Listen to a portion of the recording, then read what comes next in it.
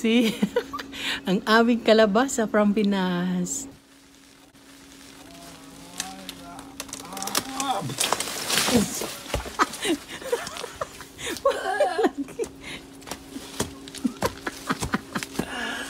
See? Always joker masyado. Love na.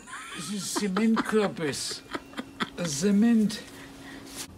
Mula sa aming garden. So at least kahit pa paano bago mag-winter ay nakakuha ng kamote. See? Kamote pa more. Tingnan ninyo. Yan ang aking mga helper. Ang cute-cute. Ang aking mga silky.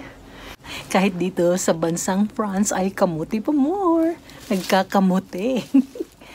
Today ay gusto naming ipapakita sa inyo ang aming pag-harvest sa mga naiwan na mga tanim sa aming garden, lalong-lalo na ang kalabasa at ang kamote. So, it's harvest time. Happy to share you today ang puno ng tawanan na pangangalabasa. Ay, hindi pala harvest time sa mga naiwang Pinas kalabasa dito sa aming garden sa France na kung saan puno talaga ng tawanan kasi super enjoy kami sa pag-harvest, lalong-lalo na joker ang aking mister. Buhay na buhay ang aming pag-harvest time kahit kunti na lang yung naiwan ng mga Pinas kalabasa dito sa aming garden sa France. At today maulan, and then sabi ni Mr. kailangan na talaga namin i-harvest kasi tomorrow or the next day baka snow na, at kung mag-snow ay masisira talaga itong ating kalabasa, lalong-lalo na kalabasa from Pinas na tumubo talaga dito sa France. So kailangan na ma-harvest namin lahat today kung ano yung mga gulay na Asia or Philippines na vegetables. So today na-harvest na namin itong malaking kalabasa, di ba? So libre na sa budget. So kahit maulan ay sinisiguro namin na ma-harvest ito lahat. Kalabasa from Pinas, di ba? Kalabasa from Pinas na nabubuhay dito sa France. So, i-harvest din yan ni Mr.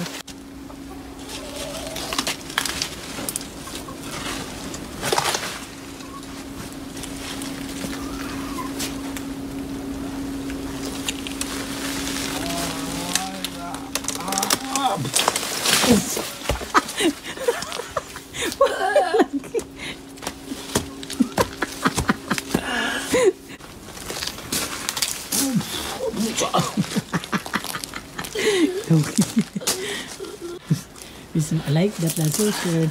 Yeah, heavy. Love. After sa pag-harvest ni Mr. ng kalabasa, ay it's time naman na ako ang mangangamote. Harvest time sa munti naming garden na kamote. Nakakatuwa na di ko man lang inaasahan pero may laman na yung mga kamote na aking tinanim this year. Lalo na this summertime. Nakakatuwa talaga at ang sarap ng pakiramdam na makakain sa sarili mong tanim. At preskong-presko galing talaga sa iyong garden. At ipapakita ko din before na naka-harvest ng kamote. Ita-try natin today kung makakapag-harvest tayo ng kamote. Kasi sa makikita ninyo ayan. Sana maka-harvest tayo. Ang lamig na talaga. Hello. Kamote pa more. See? Yeah. Ayan. So, malapit na ang winter. So, kailangan na i-harvest ang ating kamote. So,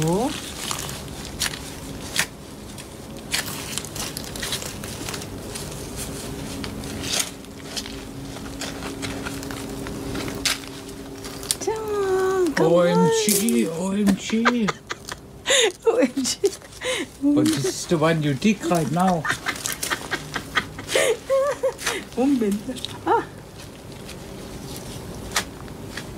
But you dig 3. Oh, this is the second. Wow. See, kamote pa more. But this is the one from the discounter.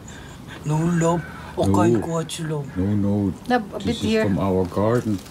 So nice, all from our garden. Especially mula sa aming garden. Kahit pa paano, bago mag-winter, ay nakakuha ng kamote. So, yan. Tingnan ninyo. Yan ang aking mga helper. Ang cute-cute. ng aking mga silky. Ayan, was ang lamig. So, today, tingnan ninyo. Ayan, malapit nang mamamatay yung ating kamote, o diba? Kahit dito sa bansang France ay kamote pa more. Nagkakamote. So, ayan.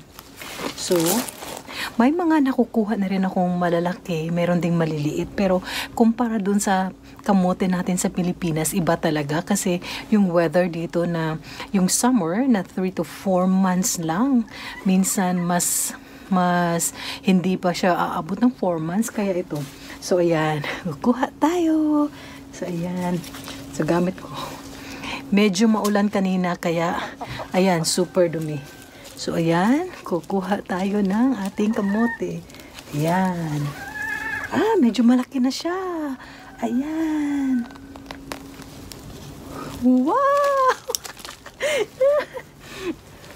Wow, ang saya-saya. May kamote. Wow, ay, ang sarap talaga ng pakiramdam. Is kahit papano ay nakakakuha din. So last summertime ay palagi akong yung salad, ng dahon ng kamote. Ang sarap talaga. Tapos pwede din siya igisa. And now, di ko lang inakala. Eto na, may na-harvest na tayo ng kamote. So ito pa lang ang simula. And hopefully makakuha tayo kahit 1 kilo man lang. So makagawa tayo ng fried kamote or marami pang iba.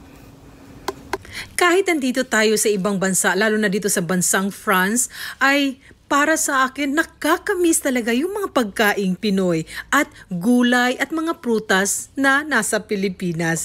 Kaya this year ay gusto ko talaga na makakain ng mga pagkaing Pinoy at isa sa gusto kong kakainin ay yung mga pritong kamote. Of course, may mga kamote naman na tinda sa mga supermarket or yung sa mga garden market, pero walang katulad pag sarili mong tanim. Kaya this year ay nagtatanim ako ng kamote at first, di ko inaasahan na magkakaroon siya ng laman. Makakuha man lang ng dahon na gawing salad or igisa ay okay na sa akin. Pero bago pa man na mag-winter, or mag-negative na talaga ang temperatura na kung saan parang mag-a-ice na ang mga lupa. Kaya nag-try ako na tingnan kung may laman. At ang nakakatuwa sa lahat kasi meron talagang laman. May malalaki, may maliliit at sayang na sayang. Pero gusto kong i-keep yung mga maliliit. Baka pwede pa siya na ilagay ko lang sa garage namin at pwede ko siyang itanim next springtime or summertime para magkakaroon ulit ako ng kamote. Ang sarap talaga ng pakiramdam, satisfied gardener ka talaga pag nagkaroon ng laman, nagkaroon ng bunga, makaka-harvest ka sa iyong tanim.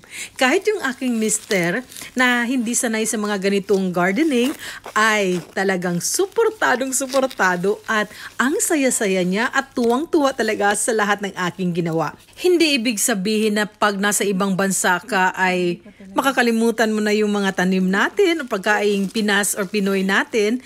But then sa aking case ay walang imposible talaga na naitanim ko talaga kung ano yung mga gulay na nasa bahay kubo or sumobra pa, nakapagtanim ng mga sayote, saloyot, alugbati, malunggay at marami pang iba at halos na kumpleto talaga yung gulay na nasa bahay kubo.